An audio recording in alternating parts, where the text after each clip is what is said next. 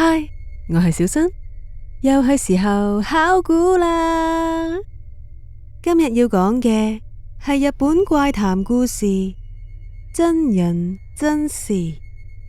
リアル。無論係俾嘢附身，亦或係俾嘢纏住，呢啲都唔係講玩噶。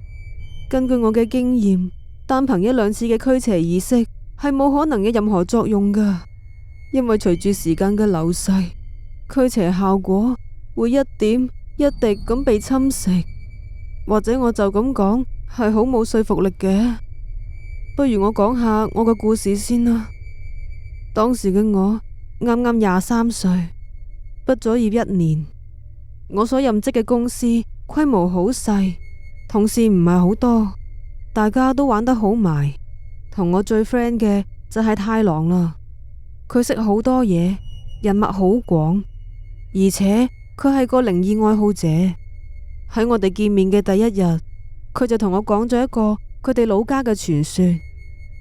只要你喺鏡前面做呢個姿勢，然後將個頭擰向右手面，你就會見到跟喺你身邊嘅靈體現身啊！太郎話，其實呢個做法並唔完整，仲有啲必要嘅條件要滿足噶，但係仲爭啲咩，佢就唔記得啦。真係咁啱，所有條件全部觸發晒嘅話，先至有可能成真。於是我就笑佢話，最緊要嘅條件就係個人夠白痴。結果嗰個白痴就係我啦。當時嘅我啱啱搬咗出嚟一個人住。因為公司有個不文明嘅規矩，只要主管仲未走，新人就唔可以返屋企，所以每日我都做到好夜，好夜先至走，然後喺周末就盡情放縱，玩到晚晚都唔識返屋企。有一晚，我同太郎仲有2個啱啱識嘅女仔一齊去到某個靈異景點試膽。嗰個地方既恐怖又陰森，而且我真係 feel 到有嘢喺度噶。不過最後都係冇嘢發生。嗰晚我哋都玩得好盡興，之後又過咗3日。嗰晚我攰到個人都開始唔清醒啊！我好夜好夜先至收工返屋企。其實我都唔明我點解要咁樣做。我喺玄關嘅全身鏡前面做咗嗰個唔應該做嘅姿勢，我一邊喺度諗冇可能會有嘢出現嘅，然後就一邊維持住嗰個姿勢，一邊將個頭輕輕咁擰向右手面。結果喺我間屋嘅正中間出現咗某樣嘢啊！佢大概1.6米高，一頭枯燥嘅長髮，好似布簾咁遮咗成塊面，一直去到腰，而且佢塊面上面仲黐咗張好似係符咒嘅嘢。佢着住嘅係往生者所着嘅白色和服。佢喺度一左一右咁原地搖晃，而我係已經望到呆咗，成個人唔夠膽喐，亦都唔夠膽講嘢，成個腦都喺度為眼前見到嘅一切瘋狂咁諗住藉口。我個腦好亂啊！我伸出手摸向牆上面嘅燈掣，開咗燈之後仲更加恐怖，因為我可以將嗰隻嘢望得一清二楚啊！佢嘅四周圍都發住青光，唔得掂啊！我要快啲離開呢度啊！我輕輕咁執起腳邊嘅公事包，視線依然冇離開過佢，因為我擔心如果我唔及住佢嘅話，佢會趁我唔為意撲埋嚟。正當我慢慢咁退到去門口前面，佢忽然間好似意識到我要走咁啊！左右搖晃嘅動作變得越嚟越劇烈，同時間發出一啲好痛苦嘅呻吟聲。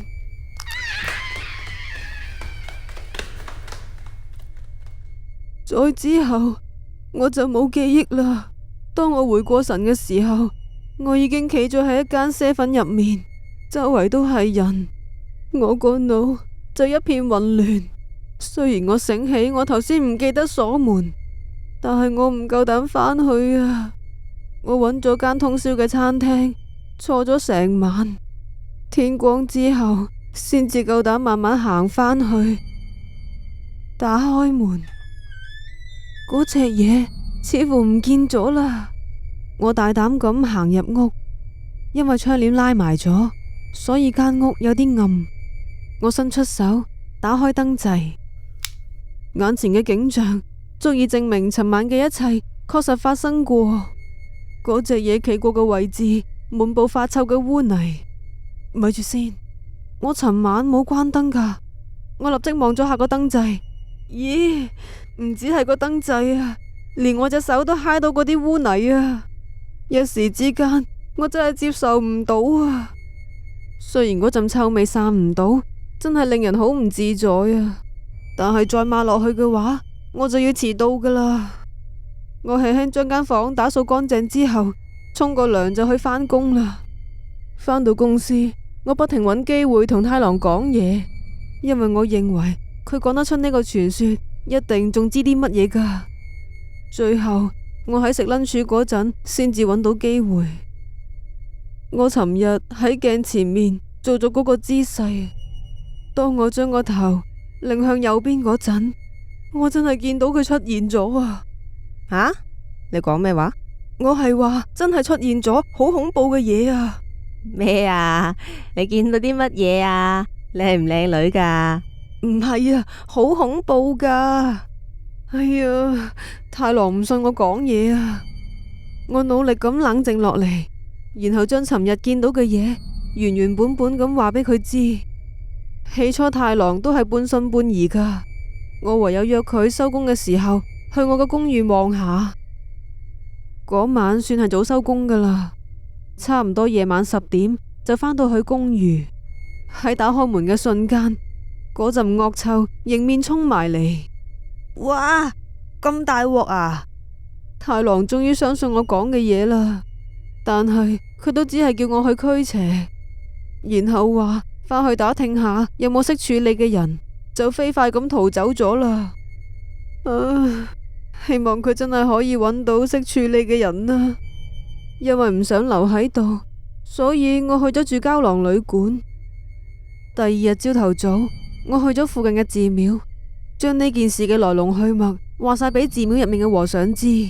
但係佢哋話佢哋唔係專門處理呢樣嘢，佢哋唔識搞，仲叫我放鬆啲，可能只係我個錯覺。我去咗好幾間有名嘅寺廟同埋神社，但係得到嘅全部都係冇用嘅回覆。身心俱疲嘅我，最後選擇返老家搬救兵。我要揾嘅就係人稱 S 老師嘅尼姑。我個老家喺埼玉縣，而 S 老師就喺長崎縣，亦即係我外婆居住嘅地方。可能係因為經歷過戰爭嘅緣故，外婆係一個非常虔誠嘅佛教徒，佢每個星期都會去寺廟拜祭噶。S 老師就係嗰間寺廟嘅住持，佢所屬嘅宗教係有記載喺教科書上面噶。佢哋係真心真意咁侍奉神明噶，所以除咗佢之外，我已經諗唔到有第二個比佢更好嘅人選啦。當我去到埼玉附近嘅巴士站嗰陣，個天已經黑晒啦。呢個小鎮同大城市好唔一樣，周圍都係工廠，夜晚嘅街道上幾乎係見唔到人噶。由巴士站行返去老家大概要20分鐘。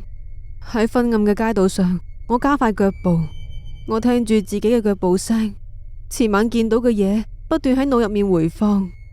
我越行越驚，可能係因為夜晚氣溫比較涼，我發現我個身體有啲奇怪啊。我覺得條頸好熱啊，嗰種感覺就好似有一條繩纏住咗我條頸，而且不斷來回摩擦我嘅皮膚。我伸出手摸咗摸後頸，摸到嘅係一陣寒氣，但係我條頸係熱噶，而且摸起上嚟好似有水泡咁啊！我越諗越驚，由加快腳步改為全力狂奔。當我喘晒氣咁打開大門嘅時候，媽媽咁啱講完電話，佢呆咗咁望住我。你外婆啱啱打嚟，話好擔心你啊。佢話 S 老師同佢講，你遇到啲唔好嘅嘢，叫你快啲返去俾佢望下。你發生咩事嚟啊？哎呀，你條頸做咩啊？我立即照咗下放喺玄關嘅鏡，我條頸紅晒，而且紅咗嘅位置睇起上嚟就好似俾條繩勒完咁啊！望真啲，係布滿咗密密麻麻嘅紅疹。唔通嗰隻嘢跟咗我返嚟老家？點會咁噶？我驚到全身都震晒，個腦一片空白，完全冇理過我阿媽，就立即衝上樓，喺我阿媽間房嘅小型佛壇前面不斷重複咁念住南無阿彌陀佛，南無阿彌陀佛。除咗咁樣做之外，我都唔知可以做啲咩啦。我嘅舉動嚇親阿爸阿媽，媽媽立即打俾外婆，然後外婆即刻去揾 S 老師求救。最後 S 老師決定親自過嚟睇我，但係佢年事已高，而且事務繁多，起碼要3個星期後先至可以趕到過嚟。後來我發咗2日高燒，係整整2日啊！唔單止出咗好多汗，喺第2日中午嘅時候，條頸仲開始滲血啊！好在喺第3日終於唔再滲血啦，體溫亦都稍為回落，變為低燒，但係條頸依然係好唔舒服，又痕又痛。因為之前出過血，我以為係有傷口結咗焦好緊，所以先至咁痕。於是一直忍住手唔去掂佢。但係去廁所嘅時候，我忍唔住照鏡望下，雖然我條頸已經冇咁紅，但係細粒嘅紅疹變成咗大粒嘅水泡。而家睇起上嚟就好似有條1公分粗嘅紅繩纏繞住我條頸咁啊！3日之後，水泡嘅部分仲開始流膿添，因為真係太核突啦，我當場嘔出嚟啊！用水清洗完之後，搽上藥膏，我匿返去被竇度喊。就喺我喊到隻眼腫晒嘅時候，手機響啊，係太郎打嚟噶。喂，你點啊？你話呢？好嚴重啊？已經唔可以用嚴重嚟形容啦。你搵唔搵到方法幫我啊？我問咗鄉下嘅朋友，但係都係冇人知啊。Sorry 啊。你打嚟就係諗住同我講 sorry 啊？又唔係嘅，其實咁噶。我有個朋友咁啱，佢識一個驅邪好叻嘅人，但係要使啲錢咯。要幾多錢啊？佢話起碼要50萬yen噶。50萬yen？就算我已經出嚟做緊嘢都好啦，50萬yen始終唔係細數目啊。但係為咗可以喺恐怖同痛苦之中解放出嚟，我冇得揀啊。佢幾時可以嚟幫我啊？嗰個人而家好似係喺群馬縣噶，我問下先，你等陣啊。等消息嘅過程真係好忐忑啊！喺電話響起嘅嗰一瞬間，我驚喜到個心都要跳出嚟啊！好消息啊！我個 friend 話嗰個人聽日就可以幫你啦。太好啦！係我去揾佢，定係佢嚟揾我啊？佢會去你嗰度噶，你俾個地址我啊，我都會一齊嚟噶。好啊，聽日到咗打俾我啊。當晚我發咗一個夢，一個着住白色和服嘅年輕女子坐咗喺熟睡嘅我隔籬，佢舉起3隻手指，然後向我行咗個禮，跟住就行出房門。喺房門前面，佢再次擰轉身，慎重咁再向我行多一次禮。我唔知呢個夢同嗰隻嘢有冇關係，又或者只係我日有所思，夜有所夢。第2日中午，太郎帶住佢嘅朋友同埋一個30幾歲嘅男人嚟揾我。單憑嗰個男人嘅外形，完全估唔到佢係做咩工作噶，而且佢俾人嘅感覺似係一個古惑仔。嗰個男人話佢姓林，但係我覺得呢個係假名嚟。或者我咁講，你哋唔會信。不過再咁落去嘅話，你哋個仔會好危險噶。會有危險？咁係咪好棘手啊？冇錯啊，咁棘手嘅情況，我都係第一次見㗎咋。呢間房充滿住怨氣啊！唔好意思啊，林師傅，借問聲，你係做邊行㗎？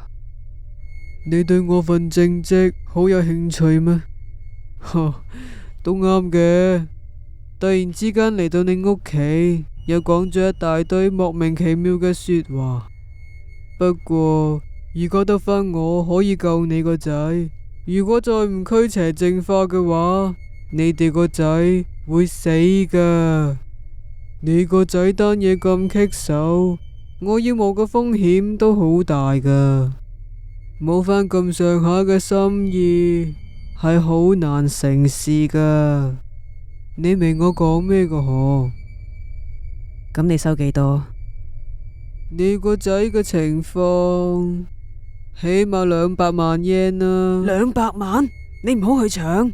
係因為太郎嚟拜託我救佢嘅朋友，我先至會用咁長時間長途跋涉咁過嚟呢度㗎咋。你哋係唔想俾嘅，我冇所謂噶。不過用200萬yen就可以救你個仔條命，其實好抵噶啦。你唔信問下你個仔啊，佢周圍去問寺廟都冇人可以幫到佢，因為救到佢嘅人寥寥可數噶。你哋想重新揾過咩？我冇所謂噶，受苦嘅又唔係我。當我聽到200萬嗰陣，我望咗太郎一眼，佢個樣好愕然，亦都好尷尬。冇計啦，都冇其他方法咯，唯有拜託佢啦。林先生決定今晚進行驅邪儀式，佢向我阿爸阿媽拎咗嚿錢，然後就出咗去啦。到佢再返嚟嗰陣，佢喺我間房黐滿咗符咒，燃點起蠟燭，再喺我隔籬放咗個水晶球，再斟咗杯酒，然後佢拎起咗一串佛珠。而家開始幫你驅邪，放心啦，唔會有事噶。家屬出去回避一下先啦，留喺度好危險噶，惡靈隨時會上你哋身噶。阿爸阿媽唯有行出去屋外面等。開始驅邪嗰陣，林先生叫我眯埋眼，冚好棉被，跟住佢就開始念經文，然後每隔一陣就用手指沾啲酒，再灑喺我身上。就係咁過咗一段好長嘅時間，念經嘅聲開始變得斷斷續續，因為我係眯埋眼噶，所以我唔知發生緊乜嘢事，只係覺得周圍嘅氣氛變得越嚟越奇怪。突然間我條頸開始痛啊，而且係又痕又痛，我好想伸手去拗啊。就喺呢個時候，念經嘅聲亦都停低咗，但係停嘅位置並唔係經文嘅結尾啊，咁樣停低太奇怪啦。而且我條頸嘅痛楚完全冇減退到，反而變本加厲。忽然間我感覺到有一股寒氣，似乎係有啲乜嘢趴咗喺我張棉被上面啊。雖然我知道唔應該擘大眼噶，但係真係忍唔住啊。我見到林先生坐咗喺我嘅右手面，而嗰隻嘢就喺我嘅左手面，面對面咁望住林先生。佢個雙手放喺膝頭哥上面，上半身慢慢咁向前傾。佢同林先生之間嘅距離越縮越窄，窄到只係剩翻一個拳頭嘅距離，而且個嘴似乎係講緊嘢，但係我聽唔到佢講咩啊。林先生 keep 住耷低頭向下望，甚至連眼都唔眨一下。佢擘大個口，任由啲口水喺嘴邊滴落嚟，表情睇起上嚟似乎喺度微笑，仲偶然點下頭。就喺呢個時候，嗰隻嘢突然之間擰轉頭望住我，我立即眯埋眼捐入棉被，不停喺度念南無阿彌陀佛，南無阿彌陀佛。嗰字嘅聲音不停喺耳邊響起，係佢埋緊我身啊！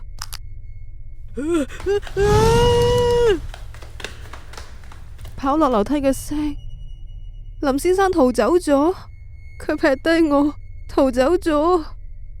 點算啊？我咩都做唔到，我只可以匿喺棉被入面，驚到震到失去意識。後來聽阿爸阿媽講返，佢哋掀開張被嗰陣，我已經成個人驚到硬晒，縮埋一嚿。而嗰位林先生衝出門口之後，就直接跳上車，飛快咁離開咗。後來又過咗4日，我條頸好返好多，亦都唔再發燒啦。但係無論係日頭定係夜晚，我依然無時無刻咁擔驚受怕，食唔安，坐唔落，唔知嗰隻嘢幾時會突然之間出現。就係咁，我好多晚都瞓唔到覺，就算少少嘅風吹草動，都會嚇到我成個人彈起。返到嚟老家唔夠10日，我睇起嚟就好似變咗另一個人咁啊！精神上嘅折磨將我逼到盡頭，但係仲有2個星期 S 老師先至可以過到嚟啊！阿爸阿媽唔忍心睇住我受苦，於是夾手夾腳將我抬入車，話要帶我去一個地方喎。我坐喺車嘅後座，俾媽媽攬住，已經好多年冇俾佢咁攬過啦。佢輕輕咁摸住我個頭，有佢陪住我，不知不覺間我就瞓着咗啦，而且全程都冇發夢，瞓得好好。再次擘大眼嗰陣，個天已經光晒啦。瞓咗一個好覺，我成個人神清氣爽，打開車窗，諗住呼吸新鮮空氣，但係窗外嘅景色嚇咗我一跳。呢度唔係奇育苑啊，係長期苑啊！原來阿爸不眠不休揸咗1日1夜嘅車，帶咗我嚟長期啊！媽媽亦都係全程攬實我，冇鬆過手。我哋架車喺祖屋門前停低，我同你阿媽去接公公婆婆，好快返啊！我喺度等你哋啊！可能因為瞓咗覺好嘅，我成個人都放鬆咗落嚟，一個人坐喺後座，望住窗外面嘅景色發吽哣。突然間，我條頸又痛啦，從未試過咁痛噶，痛到就嚟死咁滯啊！我伸手摸向後頸，濕嘅，係流血啊！望住手上面嘅血，我已經唔係驚，亦都唔係擔心啦。我成個腦諗嘅都係自暴自棄，一邊喊一邊大嗌：你究竟想點啊？我得罪你啲乜嘢啊？你唔好咁過分好啊！掛住發洩嘅我，完全冇懷疑到屋企人已經行到埋嚟。咩事啊？你唔舒服啊？係啊，仔仔做咩事啊？你振作啲啊！喂，死啦！點算啊？收聲啊！做咩啊？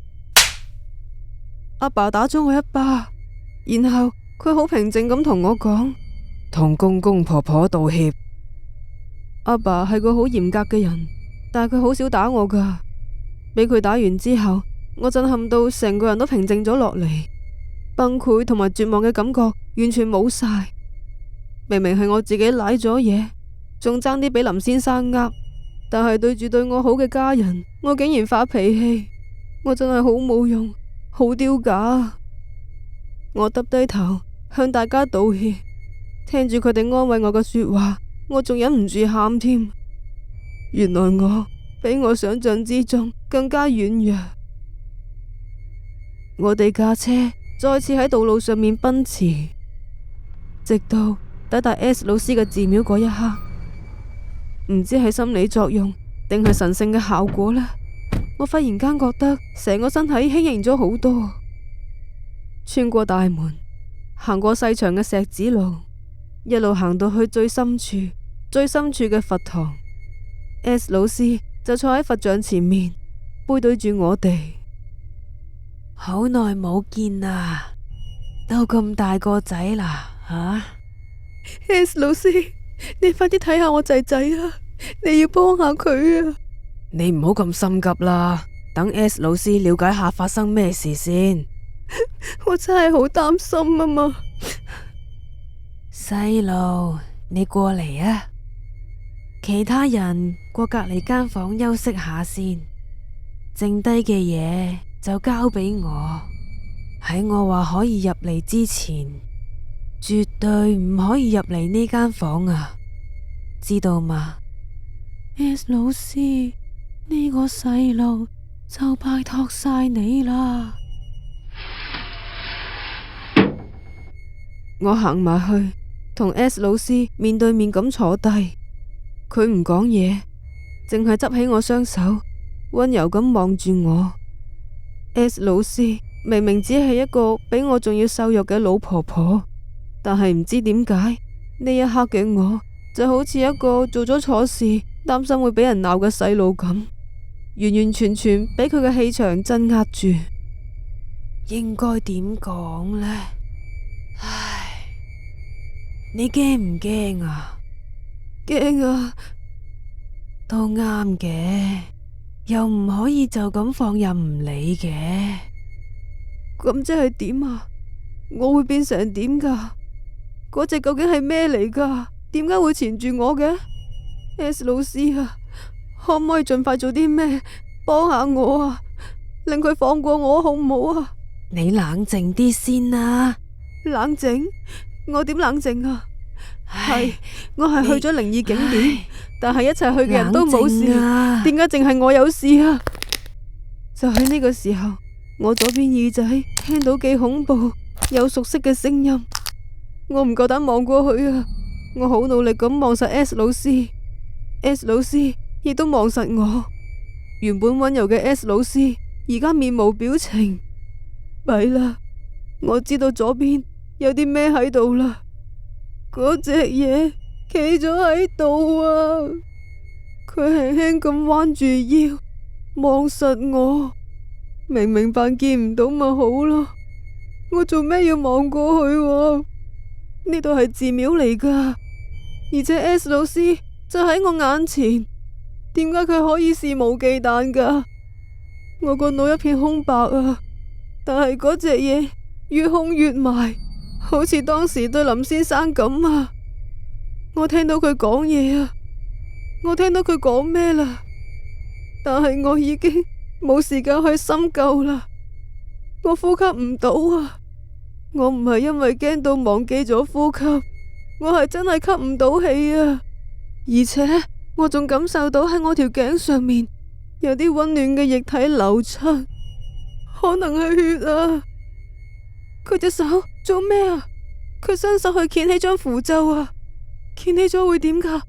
我見到佢個樣會點噶？唔好啊！唔好掀啊！唔睇得噶！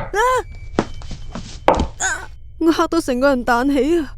可能坐得太耐，突然之間企起身，隻腳就痹到企唔穩，我成個人冚咗埋牆，冚到個額頭流晒血，啲血入咗眼之後，我更加睇唔到方向，伸出手盲中中咁周圍摸，仲未得啊！雖然唔知呢句說話係講俾我聽，定係講俾家長們聽，但係呢句說話足以令我冷靜落嚟。我安靜咁企喺原地，嘗試去了解眼前嘅狀況。門外面嘅家長們唔使擔心噶，等多陣啦。細路，你一定係好驚噶啦，但係唔緊要噶，過嚟呢邊坐先。沿住 S 老師嘅聲音指引，我返到去佢面前，接過佢遞俾我嘅毛巾，抹乾淨面上嘅血。嗰隻嘢已經唔見咗啦。我仲發現啱先嗰下巨響係 S 老師用手敲出嚟噶。你頭先係咪見到啊？咁聽唔聽到啊？我見到啊，亦都聽到佢講嘢。佢不斷重複咁問點解？佢問我點解啊？佢確實係問點解。咁你又知唔知點解啊？我點會知啊？咁頭先嘅事恐唔恐怖啊？恐怖啊！好恐怖！恐怖喺邊啊？因為因為佢唔係一般嘅嘢咯，係幽靈啊，唔係惡靈啊。但係佢都冇做咩壞事啊。咁都叫冇做壞事？佢搞到我條頸流晒血，仲想掀起個符咒俾個真樣我睇喎。雖然唔知睇完會點啊，但係呢啲行為都好詭異啦，唔係咩？除此之外，應該冇其他嘢啦。 S 老師，你係咩意思啊？我唔明啊。嗰隻嘢確實係幽靈，又或者係妖怪啦，但係我唔可以斷言佢係惡靈啊。雖然喺本質上，佢確實係應該歸類喺壞嗰一邊嘅，但係我又感覺唔到佢有任何惡意喎。佢只係一直都好寂寞，好想同人講嘢，好想接觸人，想俾人見到，想被關注。所以當佢知道你可以見到佢嘅時候，係好開心噶。可惜嘅係，雖然佢冇惡意，但係佢本身嘅負面力量太過強大啦。而你畢竟只係一個柔弱嘅人類，所以當佢出現喺你身邊嗰陣，你嘅身體就自然而然咁做出反應，提醒你要避開佢啊。自然而然咁作出反應，即係話我身體上面嘅所有不適都係我自己個身體搞出嚟，唔關嗰隻嘢事。咁我應該點算啊？原本以為 S 老師幫我驅完邪，我就會冇事。結果而家聽起上嚟，S 老師好似幫緊佢喎。細路，你呢單嘢唔係一朝一夕可以解決噶，可能要用好長時間。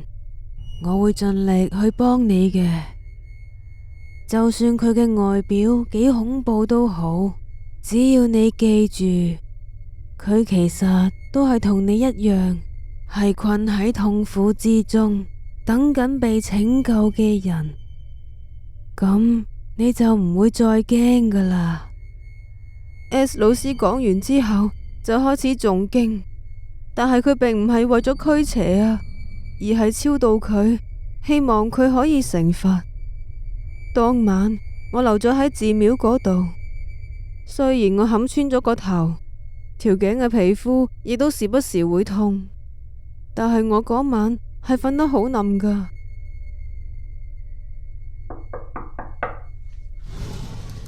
早晨啊，快啲刷牙洗面去食早餐，食完就要起行啦。S 老師所屬嘅宗教歷史久遠，信徒同修行者遍佈全國各地。而我將要前往嘅就係位於西邊嘅種子。S 老師話我要喺種子嗰度生活一段時間，一方面係為咗提高我嘅德行，另一方面係希望可以供養佢，令佢早日成佛。喺種子呢度，除咗神職人員之外，我仲見到好多比我慘好多倍嘅人啊。例如係有一個俾蛇嘅怨靈糾纏咗40幾年嘅女人，仲有一個原本係家世顯赫嘅氏族後代，但係因為俾邪靈作祟，導致整個家族沒落，最後變到無依無靠嘅可憐人。嚟到呢度之後，我先至發現，原來我真係好幸運噶。我唔再抱怨，亦都唔再消極。雖然我偶然都會因為感覺到嗰隻嘢喺附近而好驚，但係我嘅恐懼感比起之前減退咗一大半啊！喺種子呢度生活咗差唔多1個月，S 老師再次出現喺我面前。睇嚟你氣色唔錯喎，都係多得你咋，S 老師。咁你仲見唔見到佢啊？我冇再見到佢啦，亦都感覺唔到佢。話唔定佢真係成咗佛走咗啦。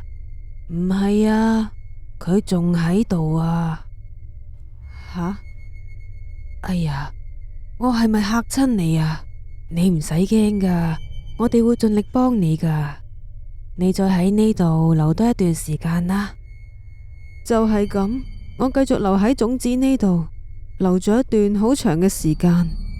呢段時間我完全冇見過 S 老師，亦都冇再見到嗰隻嘢。同外面嘅世界脫離得越耐，我就越想離開呢度。就喺我留喺呢度已經第4個月嘅時候，我見到 S 老師啊！我滿心歡喜咁以為我終於可以離開呢度，可以出返去外邊嘅世界。我嗱嗱聲收拾行裝，但係跟住落嚟 S 老師竟然同我講，叫我繼續留喺度，唔好走住。我明白你好想返去，但係為咗你嘅安全，你都係再留多一段時間啦。又再過咗2個月，S 老師終於俾我返屋企啦。雖然佢都唔確定嗰隻嘢係咪消失咗，定係匿埋咗，但係佢認為我暫時只係需要每隔1個月返去見佢一次，可以結束漫長嘅寺廟生活。我真係好感恩啊！返到屋企之後，媽媽話我知，佢幫我將原本嘅公寓退咗租，仲將行李送咗返嚟。佢話當時打開房門嗰陣，聞到一陣好濃郁嘅燒焦味，仲話喺間屋正中央嘅地板上面聚集咗一堆蟲仔。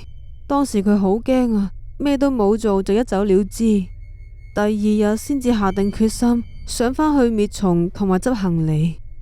返到老家之後，我打開嗰部半年冇望過嘅手機，有好多未接來電同埋短信啊。當中揾到我最多嘅就係太郎啦。喺佢嘅短信入面寫滿咗道歉嘅句子，唔單止認為係佢累咗我，仲為介紹咗林先生俾我而道歉。佢好自責啊。我 send 咗個短信俾佢，然後第2晚佢就嚟揾我啦。我喺玄關嗰度打咗佢2拳，一拳係為咗減輕佢嘅自責，另一拳係我真心需要發洩下。太郎同我講，林先生幫我驅完邪之後，成個人都好唔妥。當時我哋喺架車度見到林先生衝上嚟個樣，就知佢瀨咗嘢啦。但係我哋唔夠膽反抗啊，因為唔知佢會做啲咩噶嘛，唯有聽佢講開車走人咯。但係嗰條友真係好奇怪啊，佢一邊喊一邊喺度發蹄騰，話咩唔係我啊，唔關我事啊咁樣啊。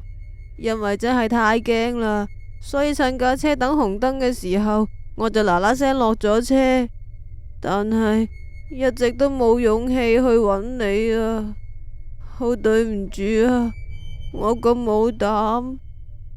我接受你嘅道歉，其實講真啦，換轉係我，可能都會好似你咁做，人之常情啫。多謝你啊！我後來真係好嬲好嬲，所以去揾嗰個介紹林先生俾我嘅朋友，一問之下先至知，林先生原來根本就係一個欺詐師。我個朋友係受到佢慫恿先至介紹俾我噶。不過後來聽佢哋講話林先生失咗蹤啊，冇人揾到佢。後來我繼續發動我嘅人脈，周圍去打聽有冇人知道呢個傳說嘅嘢，但係都係冇消息啊。可能真係太大罪惡感啦。太郎有事冇事都會走嚟揾我噶，尤其係我每次返去見完 S 老師，太郎就會聯絡我，睇下我有冇進展喎。遵循住 S 老師嘅吩咐，我每個月返去見佢一次，維持咗1年，然後由第2年開始變成3個月返去一次，就係咁，差唔多過咗2年時間。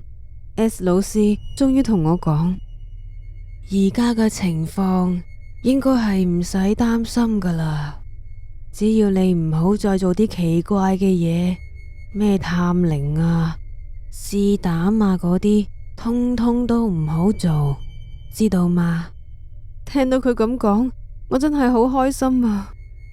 喺忙碌嘅平凡生活當中，我偶然都會諗起當時嘅遭遇，甚至會覺得會唔會根本就咩都冇發生過，一切只係一場噩夢啦。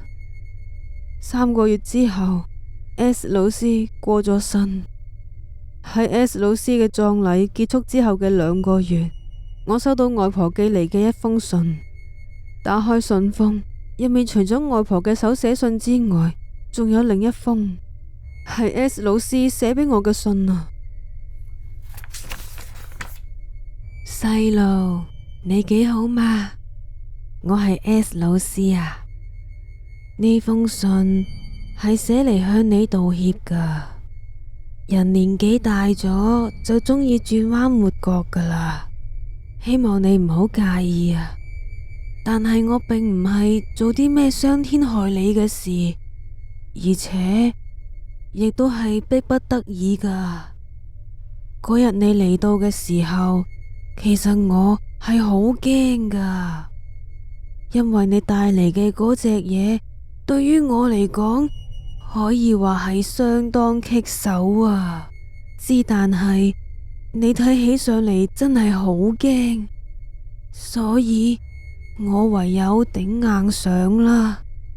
講真啊，有時候你刻意去揾靈體都唔一定會睬你，可以俾佢纏住都算係緣分一場噶。後來你喺種子生活咗一段時間，雖然你已經見唔到佢啦，但係其實佢仲未肯離開啊。雖然我每日都有為你祈禱，亦都有為佢念經超度，但係佢確實係好頑強。直到我允許你離開寺廟嘅時候，佢似乎已經唔喺你附近啦。但係唔好因此掉以輕心啊！兇惡之物總係會用好長嘅時間去折磨人，痛苦嘅日子係永無止境噶，絕對唔好鬆懈啊！亦都係因為咁，我先至會留低呢一封信去提醒你，如果有一日你又諗返起嗰啲痛苦嘅回憶，請你立即去種子嗰度，喺嗰度佢就冇辦法輕易對你出手噶啦。真係好對唔住啊，瞞咗你咁耐，但係請你相信我啊，直到我生命嘅最後一刻，我仍然係向佛祖祈求，祈求你可以平安咁度過每一日噶。S 老師，絕筆。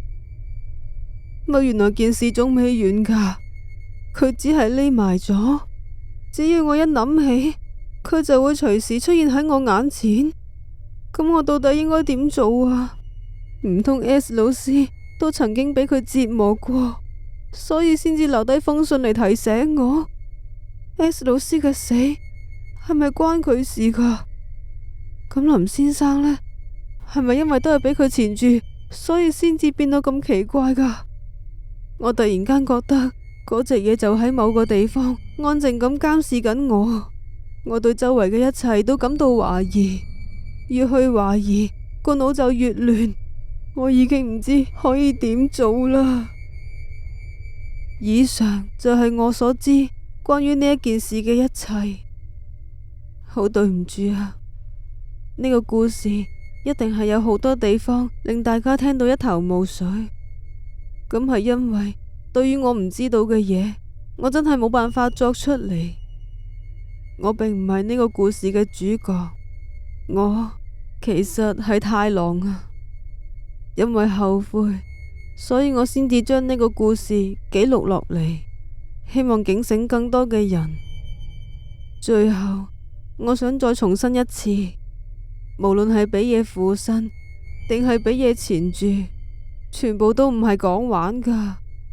無論係邊個同你講話件事已經解決啦，冇事啦，結束啦，都絕對唔可以鬆懈，要保持警覺，直到生命嘅最後一刻啊！故事就講完啦。鍾意呢個故事嘅，唔記得 comment、like、share 同埋 subscribe啊！